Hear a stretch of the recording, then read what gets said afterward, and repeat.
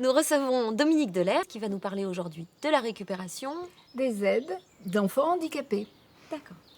Les parents apprennent souvent brutalement, après avoir parlé des ressources, que les aides que reçoivent leurs enfants vont être récupérables au décès de celui-ci et ne pas rester dans la famille si le préfet ou le président du conseil général décide de récupération, si la CRAM vient à verser une retraite sans qu'il y ait eu préalablement des cotisations, si cet enfant, ce majeur, enfin on est toujours enfant de quelqu'un, vit dans un foyer qui dépend du conseil général, s'il a un bien immobilier, parce qu'on peut y mettre une hypothèque pour être sûr qu'il gardera bien son argent et qu'un jour quelqu'un pourra récupérer.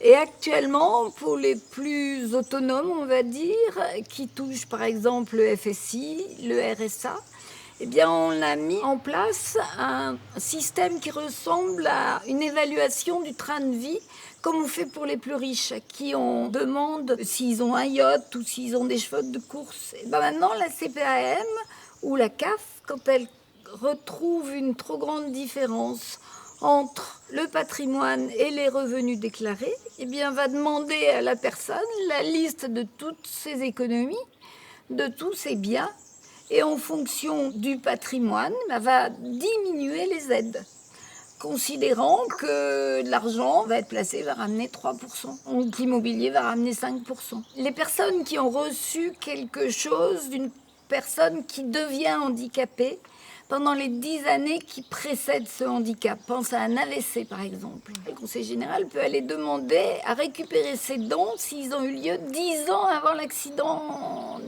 avant la maladie. Ou bien on peut aller rechercher une partie de donation si les parents ont donné plus aux valides qu'à l'enfant handicapé, justement en se disant je vais comme ça et éviter la récupération. Et cet argent va rester dans la famille. Pour clore le tout, et c'est le pire, c'est qu'on ne prévient jamais ni les parents, ni les héritiers, ni la famille, et qu'on leur indique aucune méthode de recours.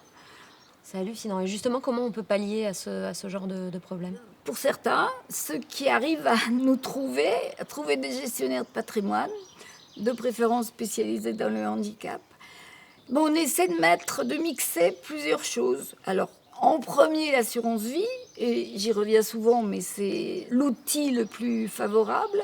Mais il existe aussi les donations graduelles et résiduelles. Il existe aussi l'assurance vie épargne handicap.